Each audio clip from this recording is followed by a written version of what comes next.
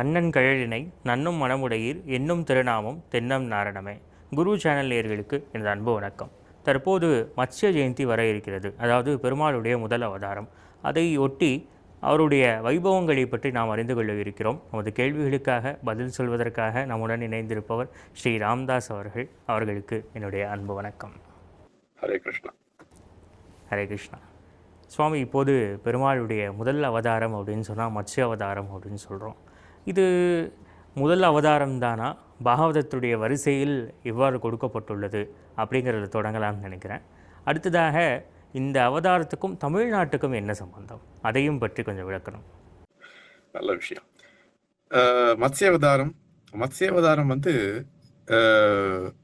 பகவானினுடைய முதல் அவதாரம், ஆத்திய அவதாரம் அப்படின்னு பாகவதம் சொல்றது. ஆத்திய அவதாரம்னா அவதாரங்களிலே முதல் அவதாரமாக கருதப்படுகிறது. மத்ஸ்ய அவதாரம்ன்றது பாகவத புராணத்துல ஆத்திய அவதாரம்னு சொல்லப்பட்டிருக்கு.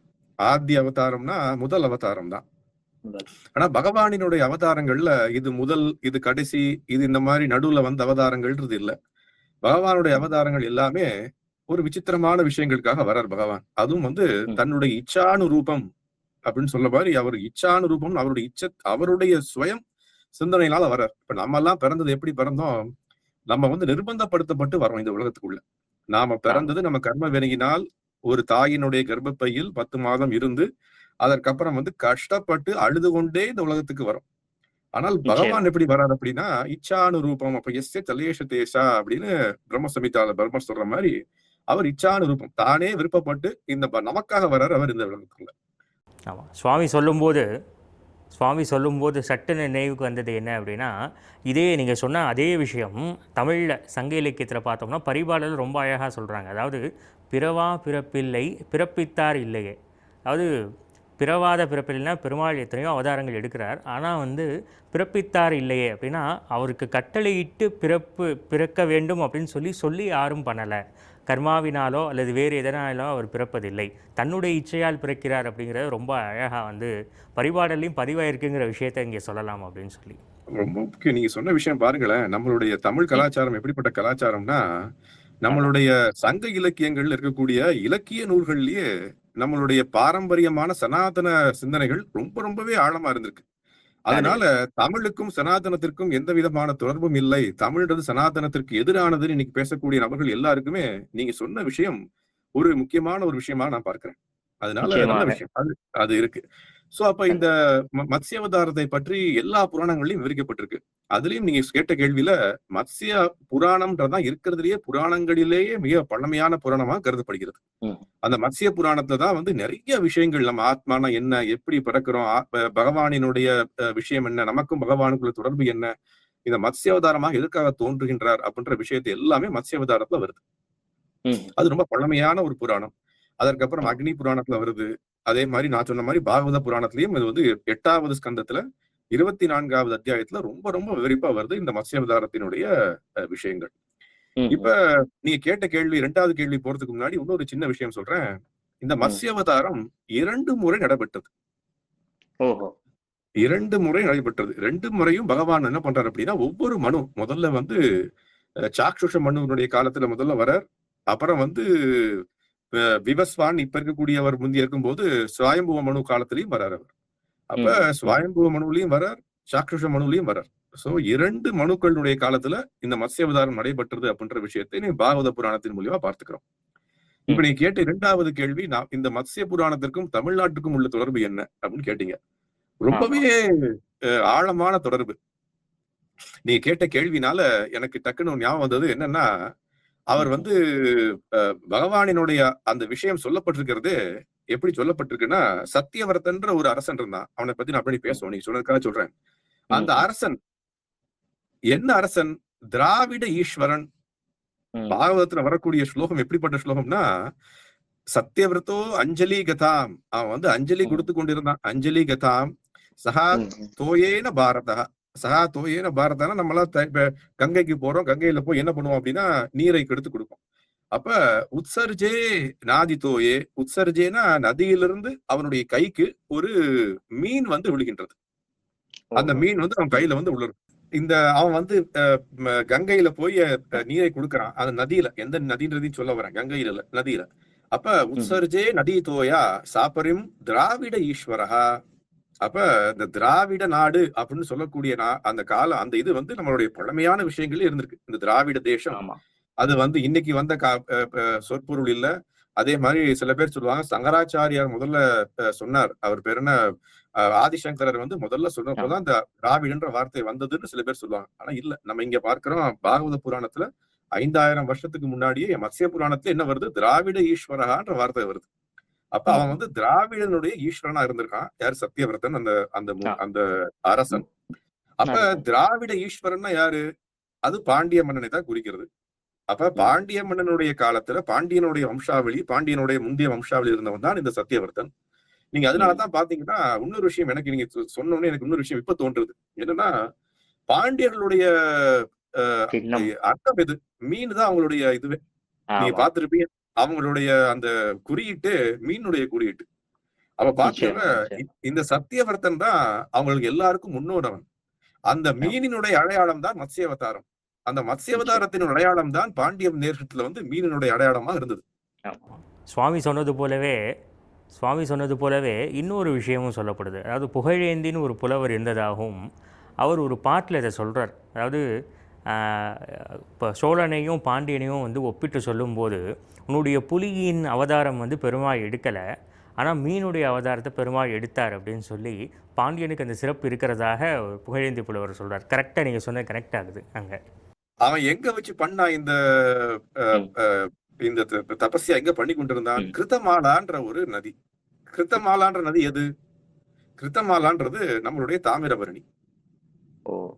அதனாலதான் பின்னாடி பவிஷ்ய புராணத்திலயும் சரி, பாகவதத்தினுடைய 11வது ஸ்கந்தத்திலையும் என்ன போற்றப்பட்டிருக்குன்னா, இந்த கிருத்தமாலான்ற ஒரு நதியில தான் பெரிய பெரிய பகவானினுடைய பக்தர்கள் தோன்றுவார்கள்னு சொல்லப்பட்டிருக்கு.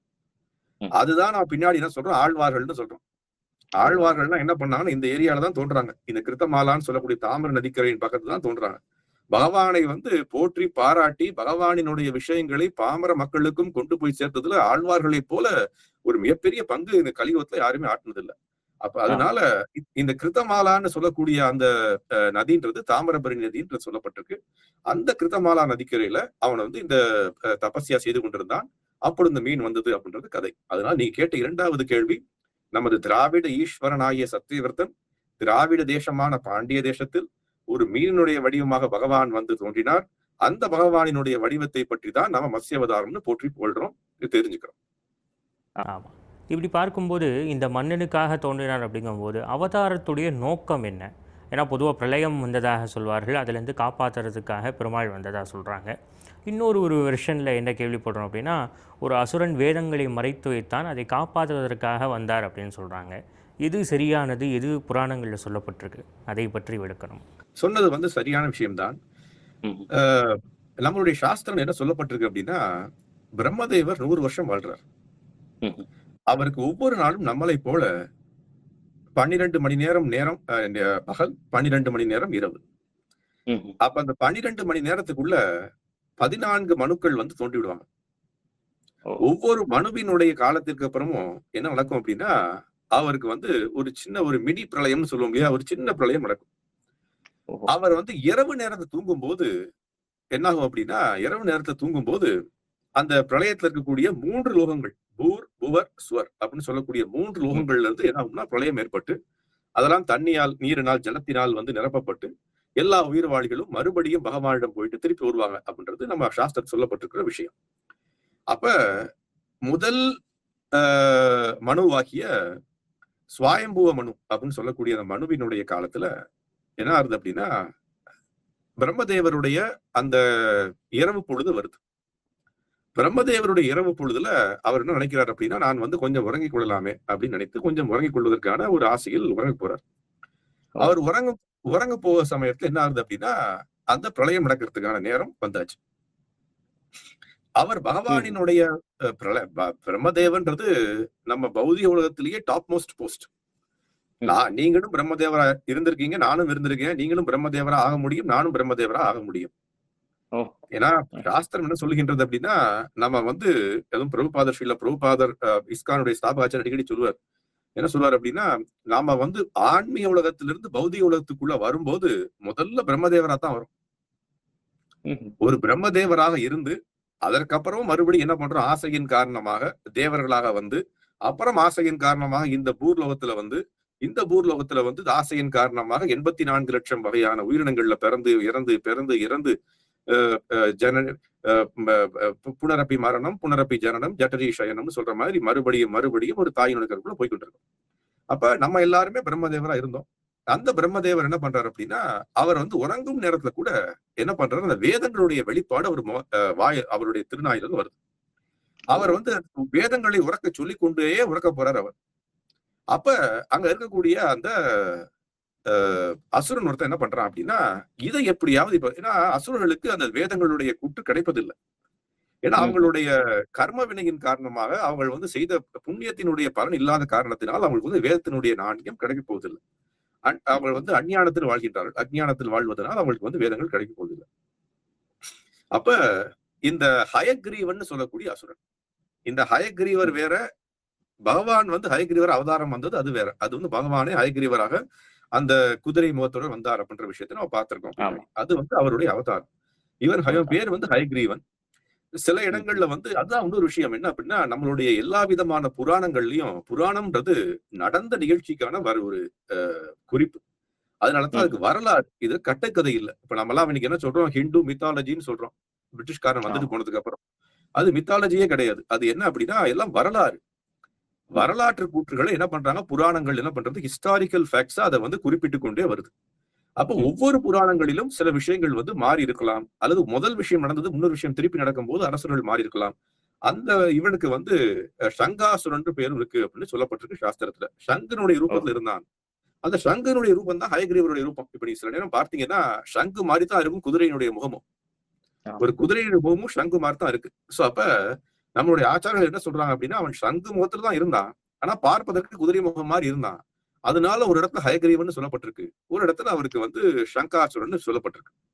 சோ அப்ப அவன் என்ன பண்றான் அப்படின்னா, இந்த அவருடைய திருநாவிலிருந்து வரக்கூடிய அந்த வேத சொற்களை, வேத விஷயங்களை அதை கைப்பற்றி விட்டு அதை வந்து நம்ம எப்படியாவது வந்து காப்பாற்றி விடணும், நாம வந்து அடுத்தவர்களுக்கு கொடுக்க கூடாது அப்படின்னு சொல்லி கடலுக்கு கீழே அதை ஒளிச்சு வைக்க பார்க்கிறான்.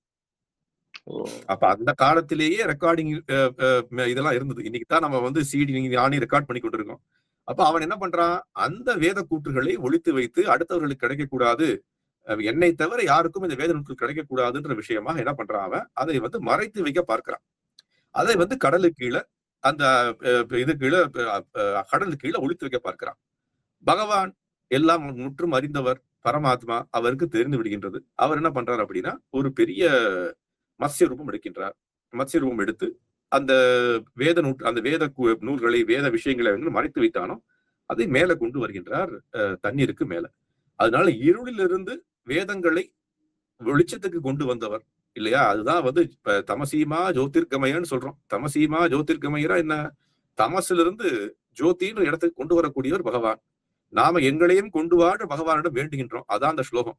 ஆனா இன்னைக்கு வந்து அது ஒரு அருவவாத ஸ்லோகமா மாறிடுது. ஆனால் அது உண்மையான ஸ்லோகம் என்ன அப்படின்னா, பகவான் அந்த தமசீமா ஜோதிர்கமயன்னு சொல்லக்கூடிய கீழிருந்து ஆழ்கடல்ல இருந்து அந்த இருளில் இருந்து வேத விஷயங்களை மேலே கொண்டு வந்தார். மேல வந்து கொண்டு வந்து நம்ம எல்லாருக்கும் அந்த வேத ஞானத்தை கொண்டு வந்தார் அப்படின்ற விஷயத்தை பார்க்கிறோம். அவர் மேல கொண்டு வந்ததுக்கு அப்புறம் அந்த பிரளயம் முடிந்ததுக்கு அப்புறம் மறுபடியும் பிரம்மதேவர் அந்த அவருடைய தினம் ஆரம்பிக்கின்றது, நாள் ஆரம்பிக்கின்றது. அப்ப அந்த வேத விஷயங்களை எடுத்துக்கொண்டு அடுத்த மனுவினுடைய காலம் தொடங்குகின்றது அப்படின்றது இந்த இதுல வரக்கூடியது. இப்ப இது வந்து முதல்ல மத்ஸ்ய அவதாரம் நடந்தது. இந்த அவதாரத்தை பத்தி நீங்க பேசுறீங்க. இது வந்து அந்த அசுரனுடைய விஷயம். அந்த அசுரன் எப்படி வந்து மறைக்க பார்த்தான், அதை பகவான் தோன்றி அதை வந்து அழித்து அந்த நமக்குரிய அந்த வேத நூல்களை பகவான் பிரம்மதேவருக்கு மறுபடியும் வழங்கினார் அப்படின்ற விஷயத்தை நாம பார்க்கிறோம். ஆமா, இது ஒரு பகுதி நம்ம பார்க்குறோம். இன்னொரு வேர்ஷனில் என்ன கேள்விப்படுறோம் அப்படின்னா, இந்த பிரளயம் ஏற்பட்ட போது எல்லா நிலமும் அழிய போகிறது, அதனால் எல்லா உயிரினங்களையும் காப்பாற்றி கொண்டு ஒரு கப்பலில் ஏறி போங்க, நான் வந்து வழிகாட்டுறேன் அப்படின்னு சொல்லி பெருமாள் வந்ததாக அப்போ ஒரு மத்ஸ்ய அவதாரம் சொல்லப்படுது சுவாமி. அதான் நான் உங்கள்கிட்ட சொன்னேன். என்ன சொன்னேன் அப்படின்னா, நான் சொன்ன இப்ப மத்ஸ்ய அவதாரம் ஸ்வயம்புவ மனுவில் ஏற்பட்டது. அதனுடைய ஓஹோ! முடிவு. ம். இப்ப சாக்ஷுஷ மனு வரக்கூடிய அடுத்த மனுவுல என்ன நடக்கிறது அப்படின்னா, ம்ஹ்ம். அதுலயும் வந்து பகவான் தோன்றுகின்றார். அப்பதான் நான் சொன்னேன், இந்த சத்தியவர்த்தன்ற அஹ், சாக்ஷுஷ மனுவுல வரக்கூடிய அந்த சாக்ஷுஷ மனுவுல வரக்கூடிய அரசர் தான் சத்தியவர்த்தன் என்ற அரசர். ம். அவன் வந்து ஒரு பெரிய பகவானினுடைய பக்தன். பகவானுக்காக தன் வாழ்நாள்ல பல நாட்கள் என்ன பண்ணுவான்னா, தபஸ்யா இருந்து கொண்டே இருப்பான். எப்படி தபஸ்யா இருப்பான்னா, வெறும் தண்ணீரை மட்டும் எடுத்துக்கொண்டே தான் வாழ்வான். அப்ப வந்து வெறும் தண்ணீரை மட்டும் தான் அருந்துவான். அந்த தண்ணீரை எப்படி அருந்துவான் அப்படின்னா, தினமும் போய் அந்த தாமிர நதிக்கரையில அந்த கிருத்தமாலான்னு சொல்லக்கூடிய நதிக்கரையில கிருத்தமாலா. போய் பகவானுக்காக நைவேத்தியம் செய்துவிட்டு, அந்த கையில இருக்கக்கூடிய எவ்வளவு நீர் வருகின்றதோ அந்த நீரை மட்டுமே தான் அவன் பருகுவான். அந்த நீரை தான் வாழ்ந்து கொண்டிருந்தான் அவன். அப்ப அவனை பாதுகாப்பதற்காக பகவான் தோன்றினார் மறுபடியும் மத்ஸ்ய அவதாரமாக. அதுதான் நீங்க கேட்கிற விஷயம். இப்ப அதுதான் வந்து நம்மளுடைய பாகவத புராணத்துல 8வது அத்தியாயத்தினுடைய 8வது ஸ்கந்தத்தினுடைய 24வது அத்தியாயத்துல முழுமை சொல்லப்பட்டிருக்கு. அது வந்து ஓ! உங்களுடைய நேயர்கள் எல்லாருக்குமே நான் முன்னாடியே சொன்ன மாதிரி பாகவத புராணத்தினுடைய 8வது ஸ்கந்தத்துல 24வது அத்தியாயத்தை பார்த்தோம்னா அதுல நிறைய வரும். அதை பத்தி நான் இப்ப உங்களுக்கு சொல்றேன். அப்ப என்னன்னா, அவன் வந்து இந்த சத்தியவர்த்தன்ற முனிவர் வந்து சத்தியவர்த்தன் சொல்லக்கூடிய மன்னர். அரசன் வந்து மன்னன் என்ன பண்றான் அப்படின்னா, அஹ், அந்த நான் சொன்ன மாதிரி அந்த நாட்டுல திராவிட தேசம் நாட்டுல வாழ்ந்து கொண்டிருக்கான். அந்த நாட்டுல வந்து அவன் என்ன பண்றான் அப்படின்னா, கிருத்தமாலான்ற நதிக்கரையில இந்த இதை பண்ணி கொண்டிருக்கான். அப்ப ஒரு நாள் என்ன நடக்கிறது, அவன் வந்து அந்த தண்ணீரை எடுத்து பகவானுக்கு அர்ப்பணிக்கிற சமயத்துல நான் சொன்ன மாதிரி அந்த நதியிலிருந்து இருக்கக்கூடிய ஒரு சின்ன மீன் வந்து அவனுடைய கையில வந்து விழுகின்றது. தானாக வந்து விழுகின்றது. அந்த மீன் என்ன கேட்டுக்கொள்கின்றது அவன்கிட்ட, அரசனே, நீர் வந்து எல்லா உயிர்வாழிகளுக்கும் நீதான் வந்து அடைக்கலம். அதுதான் வந்து நான் போனதாவே உங்கள்ட்ட சொன்னேன். என்ன அப்படின்னா, நரேந்திர அப்படின்னா என்ன அர்த்தம்? நரன்னா வெறும் வந்து இந்த அரசன்றவன் வெறும் மனிதர்களுக்கு மட்டும் அரசன் இல்ல. நம்ம வந்து ராமாயணத்துல பார்க்கிறோம். எப்ப பரதன் வந்து ராமரை வந்து பார்க்க வரான் காட்டுல. அப்ப பரதன்ட்ட வந்து ராமர் கேட்ட கேள்வி என்ன அப்படின்னா, உன்னுடைய அரசாட்சி எப்படி நடந்து கொண்டு இருக்கிறது அப்படின்னு கேட்கும்போது பரதன் சொல்றான், உங்களுடைய அரசாட்சி, என்னுடைய அரசாட்சி இல்ல. அது 2வது என்ன சொல்றான் அப்படின்னா, அவர் கேட்ட கேள்வி, அங்க இருக்கக்கூடிய உயிர் வாழ்கள் எப்படி வாழ்கின்றார்கள்? மரங்கள் வந்து சேதமடையாமல் இருக்கின்றனவா? எல்லா உயிர்வாழிகளும் எல்லா உயிர்வாழி மிருகங்களும் வந்து எந்த விதமான குறைகள் இல்லாமல் பயம் இல்லாமல் வாழ்கின்றார்களா? பூச்சியிலிருந்து புழுவிலிருந்து எல்லா விதமான உயிரினங்களுக்கும் நீதான் அரசன். அப்ப நீ அவர்களை எப்படி பாதுகாத்துக்கின்றாய் அப்படின்ற விஷயத்தை முதல்ல பார்க்கணும் அப்படின்னு சொல்லி அவர்கிட்ட சொல்றாரு. இப்ப இந்த மீன் இந்த அரசன்ட்ட வந்து சொல்லக்கூடிய விஷயம் அதுதான். நான் வந்து உங்களுக்கு அடைக்கலம் எடுத்து விட்டேன். நீங்கள் தான் என்னை பாதுகாக்கணும். எப்படி பாதுகாக்க போயிட்டு இருக்கேன் அப்படின்னு வந்து கேட்கிறான். அப்ப இந்த அரசன் நினைக்கிறான், அரசனுக்கு தெரியல. அரசன் வந்து இது வந்து முழுமுதற் கடவுளாகிய பகவான் வந்திருக்கார் அந்த மீன் வடிவில் அவனுக்கு தெரியாது. இதுதான் அஜ்ஞான சுக்ருதி. அஜ்ஞான சுக்ருத்தினா நமக்கு தெரியாமலேயே சில சுக்ருத்தியை பண்ணி விடுகின்றோம். நம்ம சுக்ருத்தி என்ன? நமக்கு தெரியாமலே பகவானுக்கு தொண்டு ஆற்றுகின்றோம். அந்த தொண்டு ஆற்று அஜ்ஞான சுக்ருத்தி கிடைப்பதற்கு ஞான சுக்ருத்தி அஜ்ஞான சுக்ருத்தின்னு 2 இருக்கு. ஞான சுக்ருத்தினா என்ன? நாமளே வந்து பிளான் பண்ணி பகவானுக்கு சேவை செய்வது. நாமே நம்மளுடைய நிர்பந்தப்படுத்தப்பட்டு நாமளே இதை பண்ணணும், பகவானுக்காக சேவையை செய்யணும்னு சொல்லக்கூடிய விஷயங்களா பண்ணக்கூடியது ஞான சுக்ருத்தி. அஜ்ஞான சுக்ருத்தினா பகவானினுடைய ஆசையினால் நமக்கு தெரியாமலேயே சில அஜ்ஞான சுக்ருத்தி பண்றோம். ஒரு உதாரணம் அடிக்கடி நாம சொல்றது உண்டு. என்ன அப்படின்னா, எங்கேயாவது ஏதாவது ஒரு உதாரணத்துக்கு எடுத்துப்போம். இன்னைக்கு காலகட்டத்துல ஏதாவது அட்ரஸுக்கு போறோம், ஒருத்தரை பார்க்கறதுக்காக போறோம். பார்க்கறதுக்கு போகும்போது என்ன பண்றோம், ஒரு ஆட்டோ எடுத்துட்டு போறோம், இல்ல கார்ல போறோம். கார்ல போகும்போது அந்த அட்ரஸை கேட்டு ஒரு இடத்துக்கு போறோம். அவர் என்ன சொல்றாரு அப்படின்னா, அந்த அட்ரஸ் வந்து இந்த இடத்துல இருக்கு, இப்படி போய் ரைட்ல போயிட்டு வாங்க அப்படின்னு சொல்றாரு. சோ நம்ம கார்லயோ இல்ல நம்ம போகக்கூடிய ஆட்டோலயோ என்ன பண்றோம் அப்படின்னா, அங்க இருக்கக்கூடிய அந்த மதில் சுவரை சுற்றி ஒரு 2 முறை சுற்றி விட்டு அந்த அட்ரஸை போய் சேர்றோம். அந்த மதில் சுவர்ன்றது கோயில். அப்ப என்ன பண்ணிட்டோம், நமக்கு தெரியாமலேயே அந்த கோயிலை 2 முறை, 1 முறை, 3 முறை வலம் வந்து விட்டோம். அப்ப இதுதான் அஜ்ஞான சுக்ருதி. நமக்கு தெரியாமலே பகவானினுடைய கருணையினால் நமக்கு ஒரு சுக்ருதி கிடைக்கின்றது. அதேதான் வந்து இவனுக்கு கிடைச்சது. இவனுக்கு அந்த அஜ்ஞான சுக்ருதி கிடைச்சது. அப்ப அவன் என்ன பண்றான், முதல்ல அந்த மீனை எடுத்துக்கொண்டு ஒரு சின்ன ஒரு கிண்ணத்துல போட்டு வைக்கிறான். அன்று இரவு வந்து அந்த மீன் வந்து பெரிதாகி கொண்டே போறது. அப்ப போய் அவன் அரசன் என்ன சொல்றது அப்படின்னா, என்னால இந்த சிறு பானைக்குள்ள இருக்க முடியாது, நான் பெரிதாகி கொண்டிருக்கின்றேன், என்னை ஒரு பெரிய இடத்துக்குள்ள கொண்டு போய் சேர்த்து விடு. அவன் அந்த மீனை எடுத்துக்கொண்டு தன் வீட்டில் இருக்கக்கூடிய அந்த கிணத்துல கொண்டு போய் போடுறான். அன்று இரவு போய் பார்த்தாலும் என்ன ஆகுதுன்னா, அந்த கிணத்துல என்ன சைஸோ அந்த சைஸுக்கு பெருசா எடுத்து மீன் அந்த கிணத்துல வாழ முடியாது. மறுபடியும் அதே விஷயத்தை சொல்கின்றது, என்னால இங்க வாழ முடியாது, என்னை பாதுகாத்து. அங்க எடுத்துக்கொண்டு அந்த குளத்துல கொண்டு போய் போடுறான்.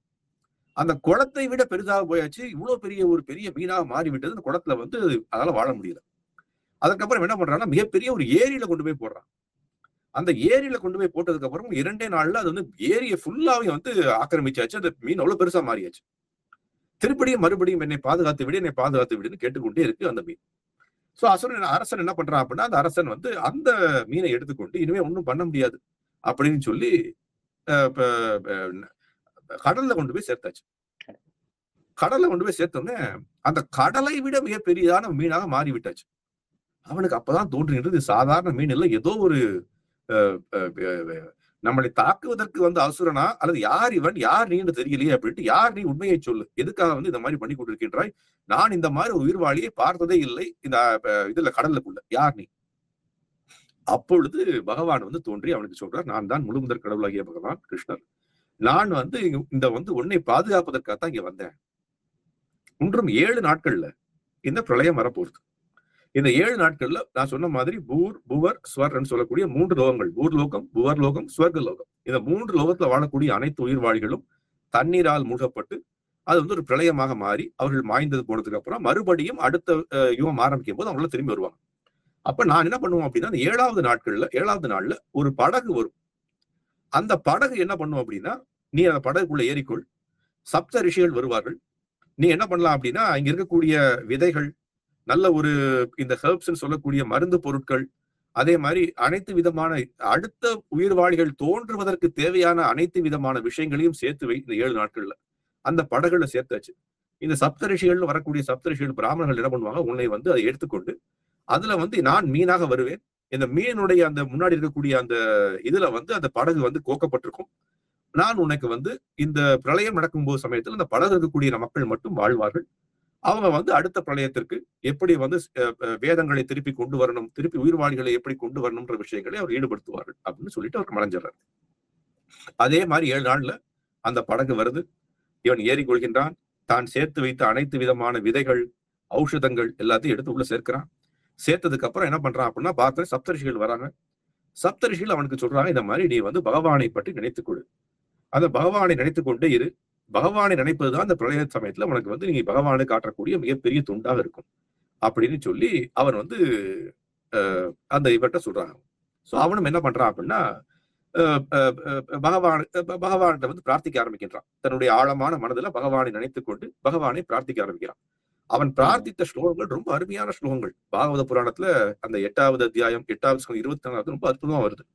அதுல அவன் சொல்லக்கூடிய முதல் விஷயமே நம்ம பௌதிகவாதிகளுக்கு தான் சொல்லக்கூடிய முதல் விஷயமே. அவன் என்ன சொல்றான், இந்த பௌதிக உலகத்துல நாம இன்பத்தை தேடி வந்தோம், இன்பம் வேண்டும்ன்ற ஒரே காரணத்துக்காக தான் நம்ம வந்திருக்கோம். ஆனா இன்பம் எங்க கிடைக்கும்னு தெரியாம முட்டாள்கள் போல இங்கேயும் அங்கேயும் விளாவி கொண்டிருக்கோம். இந்த பந்தப்பட்ட ஆத்மாக்கு என்ன பிரச்சனை அப்படின்னா, நாம் பண்ணி அந்த அந்த கர்மாவினுடைய வினைகளால் என்ன பண்றான் அப்படின்னா, இங்கேயே இந்த ஒரு அண்டம், அதுதான் இதுக்கு பேர் வந்து பிரம்மாண்டம்னு பேரு. பிரம்மாண்டம்னா அண்டம்னா ஒரு முட்டை, முட்டைக்குள்ள இருண்ட முட்டை இது. இந்த இருண்ட முட்டையில வந்து வெளிச்சமே கிடையாது. சூரிய நாராயணர் சொல்லக்கூடிய சூரிய தேவன் தான் இங்க ஒளியை கொடுக்கின்றார் பகவானினுடைய தேஜஸின் காரணமாக. அதனாலதான் ஈஸ்வரோபனிஷத்துல என்ன பேசப்பட்டிருக்கு, அந்த தேவர்கள் என்ன சொல்றாங்க அப்படின்னா, இந்த உன்னுடைய அந்த ஒளிமிக்க அந்த முகத்திலிருந்து வரக்கூடிய அந்த தேஜஸை முதல்ல மறை, எங்களால முகத்தை பார்க்க முடியல அப்படி. அப்ப பகவானினுடைய தேஜஸ்லிருந்து வரக்கூடிய ஒளிதான் இந்த சூரிய தேவனுடைய ஒளி. இந்த பிரம்மாண்டம்னு சொல்லக்கூடிய அண்டம் வந்து இருண்ட இடம். அந்த இருண்ட இடத்துல நமக்கு வந்து இருட்டுல ஒண்ணுமே தெரியாது. ஆனா என்ன பண்றோம், பகவானினுடைய அருளினால் வெளிச்சத்தினால் நம்ம எல்லாரையும் பார்த்து கொள்றோம். உங்களால பார்க்க முடியுது, என்னை பார்க்க முடியுது உங்களால. அப்ப அவர் என்ன சொல்றாரு அப்படின்னா, இந்த அண்டத்துக்குள்ளேயே வாழ்ந்து கொண்டிருக்கோம். நாம என்ன பண்றோம், எதை பண்ணணும் எதை பண்ணக்கூடாதுன்னு நமக்கு தெரியல. யாரையவே பார்க்கிறோம், தேவர்களை பார்க்கிறோம், அவர்களுக்கு ஏதாவது சேவை செய்யணும்னு ஆசைப்படுறோம், எனக்கு இன்பம் கிடைக்காதான்னு நினைக்கிறோம். நாம செய்த அனைத்து செயல்களும் நல்ல செயல்கள் நினைச்சு கொண்டா கூட, நல்ல கர்ம வினை நினைச்சு கொண்டா கூட, அது 1000த்துல 1 பங்கு கூட இல்ல உனக்கு நான் சேவை செய்ததா எனக்கு நினைப்பே இல்லை. உண்மை இதுதானே. நம்மளுடைய வாழ்க்கையில அப்படித்தான் பண்றோம்.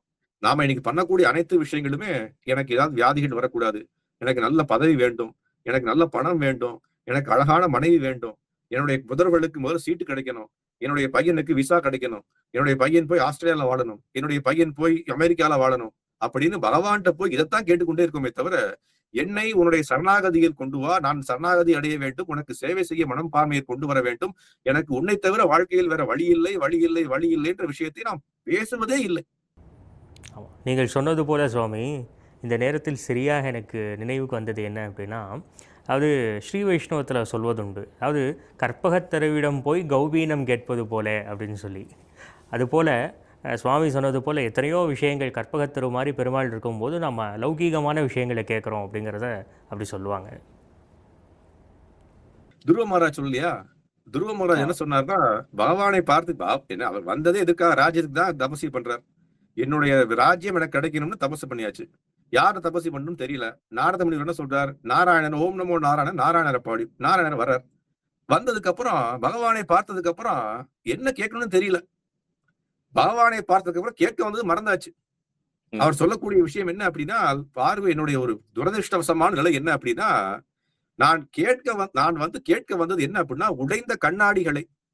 அந்த உடைந்த கண்ணாடி கூட பார்க்கறதுக்கு வைரம் போலதான் தோன்றும். சுவாமின் கிருத்தோஸ்மி வரம் ந யாச்சே. அவர் கேட்கக்கூடிய சுவாமி கிருத்தோஸ்மி வரம் ந யாச்சே. நான் வரம் கேட்கவே வரல. நான் நினைச்சு வந்ததெல்லாம் உடைஞ்ச கண்ணாடியை கேட்கறதுக்காக உங்கள்கிட்ட வந்துட்டேன். அந்த உடைஞ்ச கண்ணாடி என்ன, என்னுடைய அரசாங்கம், என்னுடைய அரசாட்சி. ஆனால் உங்களை பார்த்ததுக்கு அப்புறம் தான் தெரியுது, எனக்கு உடைந்த கண்ணாடி தேவையில்லை, எனக்கு வைரமே கிடைக்க போறதுன்னு.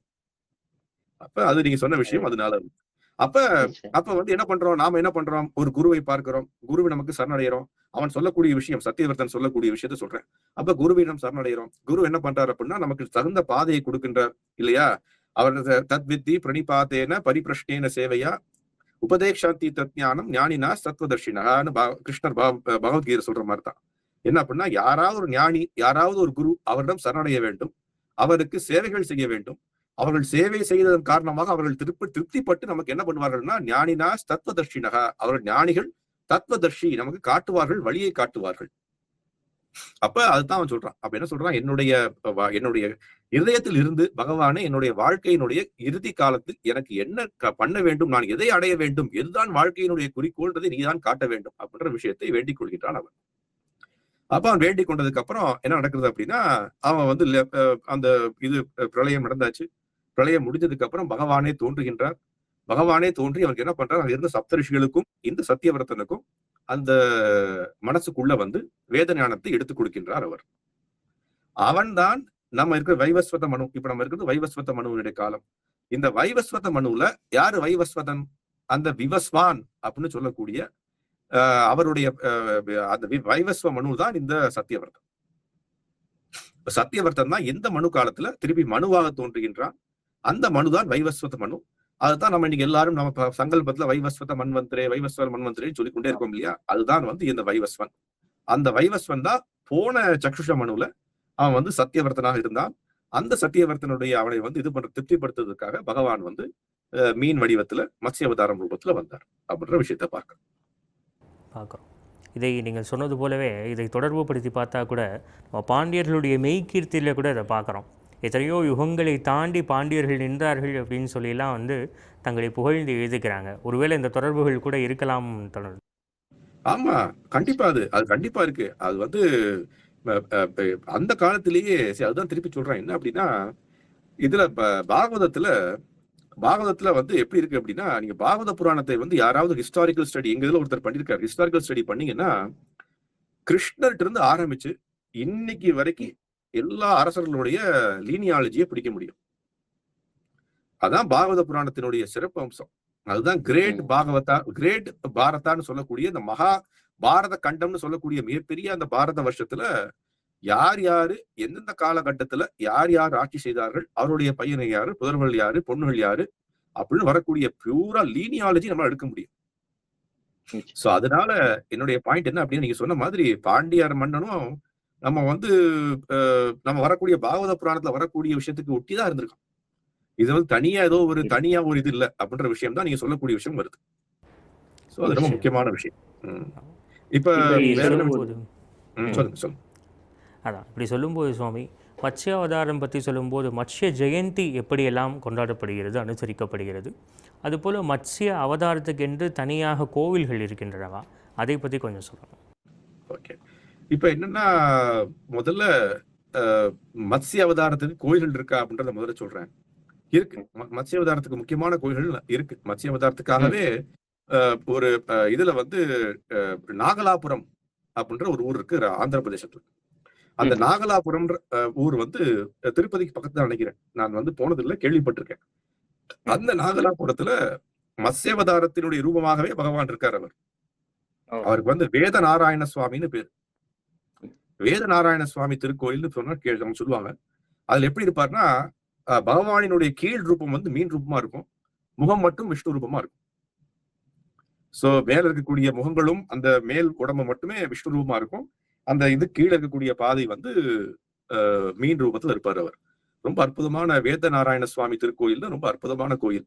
அங்க வந்து ஒவ்வொரு நாளும் பூஜை புனஸ்காரங்கள் இந்த மத்ஸ்ய அவதாரத்துக்கான இது எல்லாமே நடந்து கொண்டிருக்கு. நீங்க எல்லாம் மற்ற நம்மளுடைய ஸ்ரீ வைஷ்ணவர் கோயில் எல்லா இடத்தையும் பார்க்கலாம். எங்க அப்படின்னா எல்லா கோயிலையும் தசாவதாரத்தினுடைய இது இருக்கும்.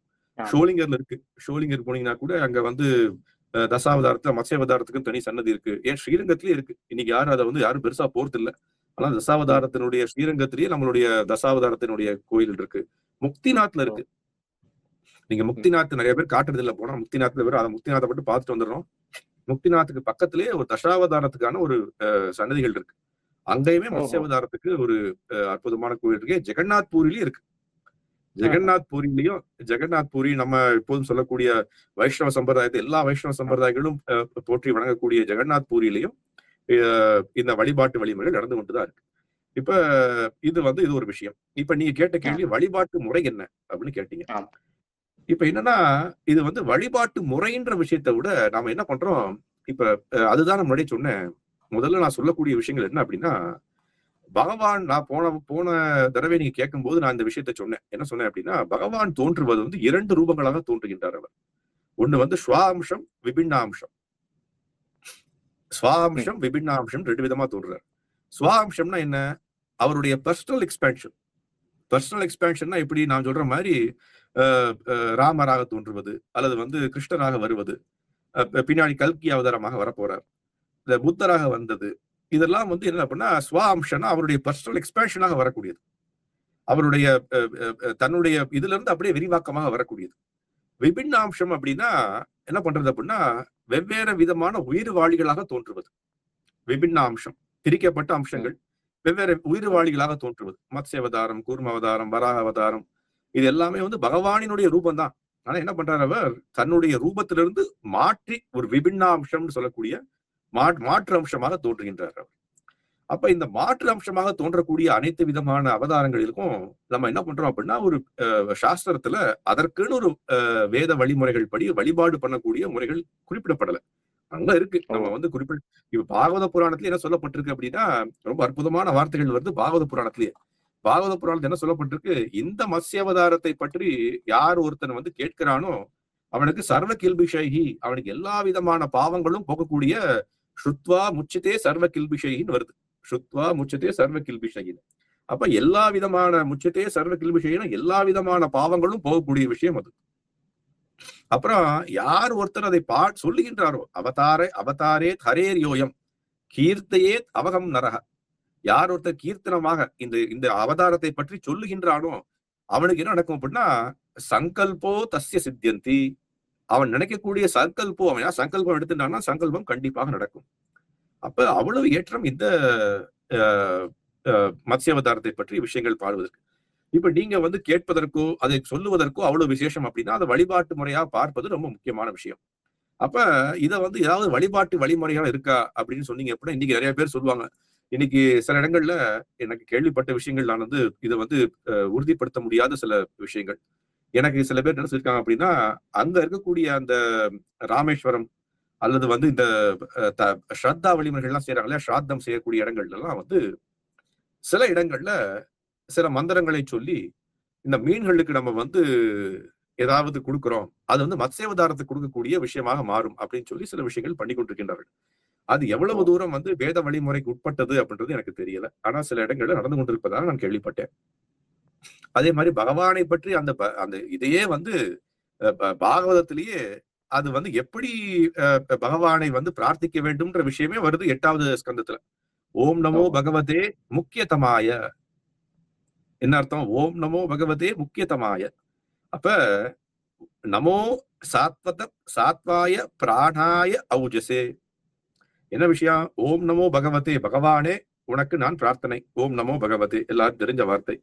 அடுத்தவர் என்ன? முக்கியதமாய. முக்கியதமாயனா என்ன அர்த்தம்? முக்கியனா முதல்ல தோன்றியது அவதாரம் அதான். முதல்ல தோன்றிய அவதாரம், முக்கிய அவதாரம். தமாய, தமோனா ஒரு இருள், தமம்னு சொல்லும்ல, தமாய இருள். அந்த இருள்ல இருந்து என்ன பண்றாருன்னா, சத்வாய பிரணாய. சத்வாயனா அவர் தான் வந்து சத்வம்னா அந்த சத்தம்னு சொல்றோம், தமோ குணத்திலிருந்து சத்துவ குணத்துக்கு வரக்கூடிய விஷயம். அதை அவர் தான் செய்யறார். பிராணாய, அவர் தான் நமக்கு பிராணத்தை கொடுக்கக்கூடிய நபர் இல்லையா? ஔஜசே, அவர் தான் ஔஜசத்தை கொடுக்கின்றார். சகஸ்ய பலாய, அவர் தான் நமக்கு பலத்தை கொடுக்கின்றார். சகஸ்ய பலாய. மகா மத்ஸ்யாய நமோ இதிகி. இந்த நமோ மத்ஸ்யனை இவ்வாறு நான் வணங்குகின்றேன் அப்படின்னு யார் சொல்றா? இந்த சத்தியவர்த்தன் சொல்லக்கூடிய அந்த ஸ்லோகத்தை தான் மேற்கோள் காட்டுறார் சுகதேவ் கோஸ்வாமி பரிஷித் மகாராஜருக்கு. என்ன சொல்றாரு அப்படின்னா, இந்த ஸ்லோகத்தை தான் நீங்க எல்லாரும் வந்து பகவான் மத்ஸ்யனை எப்படி வழிபட வேண்டும் அப்படின்னு சொல்லக்கூடிய விஷயம் இந்த ஓம் நமோ பகவதே முக்கியதமாய ஔஜசே சத்வாய பிரணாய ஔஜசே. அதுக்கப்புறம் வந்து சகஸ்ய பலாய மகா மத்ஸ்யாய நமோ இதிகி. அப்ப இந்த மாதிரி நம்ம என்ன பண்றோம்? பகவானை பற்றி பிரார்த்திக்கும் போது இந்த பகவான் நமக்காக செய்த விஷயங்களை பற்றி சிந்திக்கின்றோம். நீங்க சொல்லக்கூடிய விஷயங்கள் அதான். இப்ப இந்த மத்ஸ்ய ரூபம் எடுத்த நாள்னு சொல்றோம். அது என்ன நாள் அப்படின்னா, சைத்திர மாதத்துல திருத்திய சுக்லபக்ஷத்தின் திருத்திய நாள், 3வது நாள். சுக்லபக்ஷத்துல 3வது நாள் தான் நம்ம சொல்லப்பட்டிருக்கு. அப்ப அதுதான் இப்ப வரப்போறது. இந்த சைத்திர மாதத்துல 3வது நாள் வரப்போறது, அது சுக்லபக்ஷத்துல. அப்ப அந்த நாள்ல என்ன பண்றோம்? இந்த மத்ஸ்யாவதாரத்தை பற்றி கேட்கலாம். மத்ஸ்யாவதார் பகவானினுடைய, அதான் ரொம்ப சொல்ல வந்தேன். என்ன அப்படின்னா, தியரி ஆஃப் எவல்யூஷன் படிக்கிறோம். தியரி ஆஃப் எவல்யூஷன் நமக்கு சொல்லிக் கொடுக்கிறார்கள். Darwinian theory of evolution. அதெல்லாம் வந்து பொய்க்கதை, யாரோடைய அனுமானம். டார்வின் ஏதோ இப்ப கப்பல்ல இருந்து பார்த்தாராம், அது இப்படி இருந்திருக்கலாம் இப்படி இருந்திருக்கலாம் அப்படின்னு அவரா ஒரு அனுமானத்தை சொன்னதை இன்னைக்கு படித்துக் கொண்டிருக்கோம். ஆனா பகவான் என்ன பண்றாரு அப்படின்னா, நம்மளுடைய பத்ம புராணத்துல நான் சொன்ன மாதிரி 84 லட்சம் வகையான உயிரினங்கள் இருக்கிறதா சாஸ்திரம் சொல்லுகின்றது. 84 லட்சம் வகையான உயிரினங்கள்ல ஜலஜான வலக்காணி ஸ்தாவரா விம்ச லட்சத்தின்னு சொல்லக்கூடிய ஸ்லோகத்தை என்ன வருது? ஜலஜான வலக்காணி, 9 லட்சம் உயிர்வாளிகள் ஜலத்துல வாழ்ந்து கொண்டிருக்கு. ஜலஜா நவலக்காணி, 9 லட்சம் உயிர்வாளிகள் ஜலத்துல வாழ்ந்து கொண்டிருக்கு. அப்ப அதுல வரக்கூடிய ஒரு உயிர்வாளியாக பகவானே தோன்றுகின்றார். அதுதான் தியரி ஆஃப் எவல்யூஷன். எதுக்காக சொல்ல வந்தேன் அப்படின்னா, மீன்கள் தான் இருக்கிறதுலயே வந்து அந்த கான்சியஸ்னஸ் லோவா இருக்கக்கூடிய உயிர்வாளிகள். அதற்கு மேல இருக்கக்கூடியதான் வந்து ஸ்தாவரா விம்ச லட்சத்தி, ஸ்தாவரங்கள். அதற்கு மேல ஸ்தாவரம் வருது. அதற்கு மேல வந்து புழுகள், கிருமிகள் வருது. அதற்கு மேல வந்து பறவைகள் வருது. அதற்கு மேல வந்து மிருகங்கள் வருது. அதற்கு மேல பசு வருது. அதற்கு மேல மனிதன் வரான். அப்ப இதுதான் வந்து தியரி ஆஃப் எவல்யூஷன். அப்ப இது எல்லாத்துலயுமே பகவான் தோன்றுகின்றார். எதுக்காக தோன்றுகிறார் அப்படின்னா, இந்த எல்லா உயிர்வாளிகளும் அவர் சொல்றாரு, அகம்பீஜ பிரதப்பிதாக அப்படின்னு பகவத்கீதை கிருஷ்ணர் சொல்றார். எல்லா உயிர்வாளிகளுக்கும் பீஜ பிரதம், நான் தான் வந்து பீஜம் கொடுக்கக்கூடிய தந்தை. அப்ப மீன் இருக்குன்னா மீனுக்கு தந்தை யாரு? கிருஷ்ணர் தான். உங்களுக்கு தந்தை யாரு? கிருஷ்ணர் தான். எனக்கு தந்தை யாரு? கிருஷ்ணர் தான். இந்த கொரோனா வைரஸுக்கு யாரு வந்து தந்தை? கிருஷ்ணர் தான். அப்ப எல்லா விதமான உயிர்வாளிகளுக்கும் தந்தை அவரே. அப்ப மத்ஸ்யாவதாரம்ன்ற ரூபத்துல கூட என்ன பண்றாரு அப்படின்னா, அவர் வந்ததுக்கான நோக்கம் என்ன? அது எதற்காக வந்தார்? வேதங்களை மறுபடியும் உயிர்ப்பிக்கின்றார். அப்ப இன்றைக்கு காலகட்டத்தில் நீங்க கேட்ட கேள்விக்கு, இன்றைக்கு காலகட்டத்துல நாம் மறுபடியும் உயிர்ப்பிக்க வேண்டிய ஒரு கால கட்டாயத்துல இருக்கோம். நம்ம வேத வழிமுறைகள் வந்து கொஞ்சம் கொஞ்சமா அழிந்து கொண்டிருக்கு. மக்களுக்கு வேதத்தின் மீது நம்பிக்கை இல்லை, வேத கூற்றுகள் மீது ஆர்வம் இல்லை, வேதங்களை படித்து தெரிந்து கொள்ள வேண்டிய ஒரு உணர்வும் இல்லை. அப்ப இதையெல்லாம் எப்படி நம்ம வந்து மறுபடியும் எப்படி கொண்டு வருது? இந்த மத்ஸ்ய ரூபத்தினால கொண்டு வரோம். மத்ஸ்யரை பற்றி யோசிக்கிறோம், மத்ஸ்ய ரூபத்துல பண்ணக்கூடிய விஷயங்களை பற்றி சொல்றோம், அது கோயில்களுக்கு போறோம், பகவானுடைய ஸ்லோகங்களை பற்றி சொல்றோம், பகவான்கிட்ட வேண்டுறோம். என்ன வேண்டுறோம் அப்படின்னா, நம்மளால போய் இன்னைக்கு எல்லார்ட்டையும் வந்து வேத நூட்களுடைய விஷயங்களை வந்து ஒரு நம்பிக்கையை கொண்டு வருது உங்களாலையும் என்னாலையும் முடியாது. பகவானினுடைய இச்சையினால், பகவான் அவர்களுடைய தேனே ஹிருதயத்தை வாழக்கூடிய பகவான் என்ன பண்றார்? எல்லாருக்கும் நல்வழிப்படுத்துவாராக அவற்றை நம்ம பிரார்த்திக்க முடியும். இந்த மத்ஸ்ய ரூபத்தினுடைய ரூபமாக. ரொம்ப அருமையாக சொன்னீர்கள். அதாவது மத்ஸ்ய அவதாரத்துடைய 2 விதமான சொல்லப்படுகிற புராண சரிதங்களை சொல்லி அது மட்டும் இல்லாமல் மத்ஸ்ய அவதாரத்தன்று நாம் என்ன செய்ய வேண்டும், எப்படி வணங்க வேண்டும், என்ன வழக்கங்கள் இருக்கின்றன என்பதையும் ரொம்ப அழகாக சொன்னீங்க. குறிப்பாக அதில் கவனிக்க வேண்டிய முக்கியமான விஷயம் என்னவென்றால், பொதுவாகவே சொல்வதுண்டு. பொதுவாக நம்ம ஆழ்வார் பாசுரங்கள்லேயே கூட நம்ம பார்க்குறோம். ஒரு பாடல்கள் திருப்பாவை எடுத்துக்கொண்டோம் அப்படின்னா 30வது பாடல் வந்து கடைசியாக என்ன வரும் அப்படின்னா, இதையெல்லாம் சொல்பவர்களுக்கு எல்லா நலங்களும் கிடைக்கும் அப்படின்னு சொல்லி நிறைவு பண்ணுவாங்க. அந்த மாதிரி இந்த வீடியோவை நம்ம கேட்கும்போது, சுவாமி சொல்லும்போது அழகாக இதை கேட்டாலே நமக்கு புண்ணியம், இதை கேட்டு பிறருக்கு சொல்வதால் இன்னும் நாம் புண்ணியத்தை அடைகிறோம். ஆகவே மத்ஸ்ய அவதார தினத்தன்று நிச்சயமாக அனைவரும் நாம் கேட்க வேண்டும், பகிர வேண்டும் என்று கேட்டுக்கொள்கிறேன். தங்களுடைய நேரத்தை எங்களுக்காக கொடுத்ததற்கு நன்றிகளை தெரிவித்துக் கொள்கிறேன். மீண்டும் ஒரு நல்ல நிகழ்ச்சியில் சந்திப்போம். நன்றி, வணக்கம்.